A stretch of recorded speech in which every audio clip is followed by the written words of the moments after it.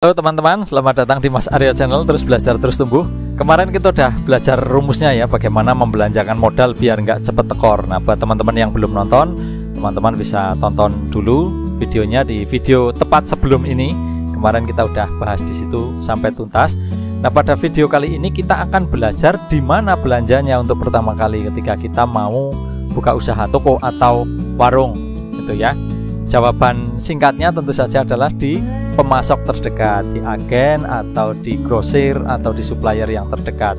Kata kuncinya adalah terdekat, teman-teman. Meskipun ada tempat yang lebih besar, lebih murah, tapi kalau terlalu jauh sebaiknya dihindari.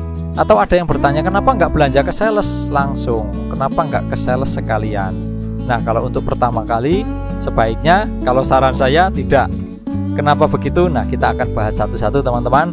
Seperti biasa dengan singkat, padat, dan jelas. Jadi teman-teman jangan skip-skip videonya biar nggak ketinggalan, oke?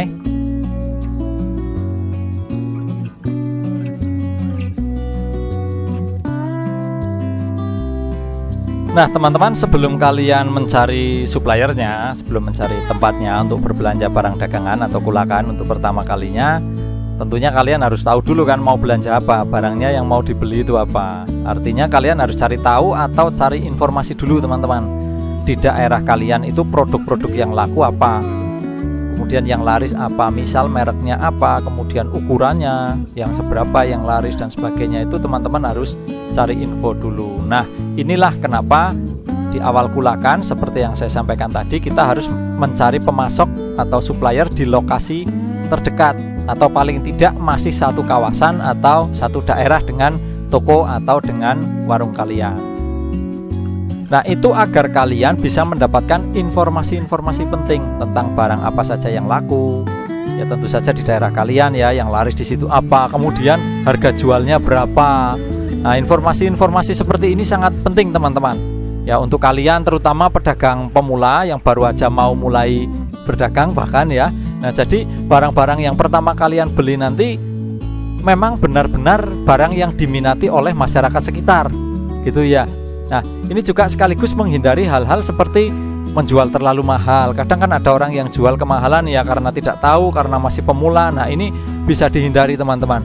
Juga untuk menghindari barang-barang yang ternyata kurang laku atau bahkan kurang diminati atau bahkan nggak laku sama sekali, teman-teman. Sudah kadung kita belanja, sudah terlanjur gitu ya, ternyata barangnya nggak diminati dan nggak laku. Nah, kemudian teman-teman, kalau misalnya kalian nggak mau repot gitu ya, harus bertanya ke supplier barang-barang apa saja yang laku satu demi satu, harganya berapa, kemudian kadang harus dicatat, merasa repot ya dengan semua itu. Teman-teman bisa saja menanyakan kepada calon supplier ini bersedia tidak untuk membantu menyiapkan keseluruhan barang-barang yang kira-kiranya laku atau laris di daerah itu dengan budget yang sudah teman-teman siapkan atau yang sudah teman-teman tentukan sebelumnya. Jadi nanti teman-teman minta barang-barang yang fast moving. Misalnya teman-teman sudah menganggarkan 10 juta untuk membeli barang-barang di awal misalnya ya, atau 5 juta gitu untuk membeli persiapan barang di awal. Nah, teman-teman bisa sampaikan ke calon suppliernya, ke grosir atau ke agen terdekat, saya ada dana 5 juta, tolong disediakan barang-barang yang fast moving, barang-barang yang cepat laku, barang-barang yang sering terjual untuk mengisi toko saya yang akan saya buka atau warung saya yang akan saya buka.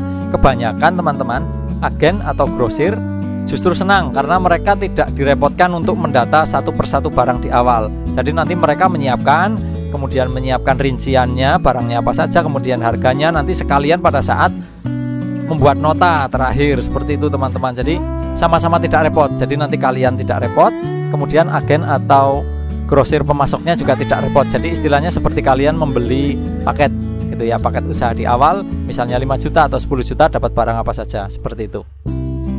Nah, berikutnya teman-teman, dengan kulakan di pemasok terdekat ya, dengan belanja di pemasok terdekat, kalian akan terhindar dari sales-sales palsu yang biasanya itu mengincar warung-warung atau toko-toko yang baru buka. Ada banyak modusnya, teman-teman, sales palsu itu. Mereka bukan sales ya, bukan oknum sales, karena mereka sebenarnya bukan sales. Mereka pura-pura menjadi sales, menawarkan ada obat, ada rokok, ada kopi, produknya macam-macam, teman-teman. Karena mereka ya hanya menipu-nipu saja, menjual dengan harga tinggi, menjanjikan akan memberi etalase, memberi pendingin itu kulkas ya, showcase, kemudian akan diberi banner, akan diberi papan nama dan sebagainya. Tapi setelah dibayar beberapa hari ditunggu nggak datang-datang, dan memang mereka tidak akan datang teman-teman. Nah itu masih umum terjadi, masih banyak curhatan dari teman-teman yang mengalami seperti itu. Nah teman-teman bisa terhindar dari penipuan-penipuan seperti itu kalau teman-teman memilih pemasoknya adalah pemasok yang terdekat. Selanjutnya teman-teman, kalau kalian itu berbelanja di pemasok terdekat, tentu saja kalian gak terlalu repot kalau harus berbelanja setiap hari, kalau harus kulakan setiap hari. Kalau kadang modalnya minim, modalnya kecil, seperti saya ketika memulai itu setiap hari harus berbelanja, karena setiap kali ada barang terjual, barangnya biasanya hampir habis karena stoknya kan masih sedikit ya. Nah jadinya sorenya saya harus belanja lagi, besoknya mungkin pagi-pagi harus belanja barang lagi, harus kulakan lagi. Nah kalau pemasoknya terlalu jauh teman-teman, meskipun harganya lebih murah, itu nanti akan menguras energi, menyita waktu, kemudian juga ya ada biaya transportasi juga ya, bensin dan sebagainya. Nah jadi kalau pemasoknya lebih dekat dan harganya masih masuk akal, masih bisa dijual dengan harga pasaran di sekitar, itu akan jauh lebih baik. Barusan kita sudah belajar ya, kenapa kita harus memilih pemasok itu yang terdekat saja, nggak usah yang jauh-jauh. Nah teman-teman udah tahu alasannya sekarang ya.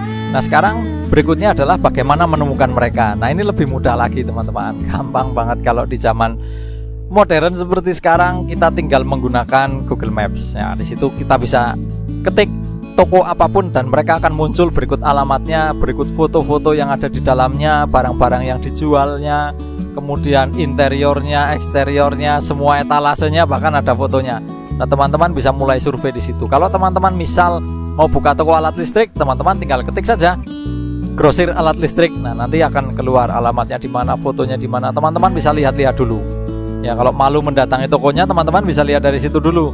Bisa dapat banyak sekali informasi dari situ. Nah nanti teman-teman bisa tentukan, ya jangan hanya satu ya, 2 atau 3 tempat, supaya nanti teman-teman bisa survei dulu ke tempat itu. Teman-teman bisa bandingkan dulu harganya, kelengkapannya, kemudian nggak kalah penting pelayanannya. Siapa tahu ada delivery juga, jadi teman-teman nggak perlu repot-repot kulakan bolak-balik gitu ya, karena ada deliverynya. Nah itu perlu dipertimbangkan juga teman-teman. Nah jadi ingat teman-teman ya, utamakan mengawali berbelanja atau kulakan pertama kali dari pemasok terdekat.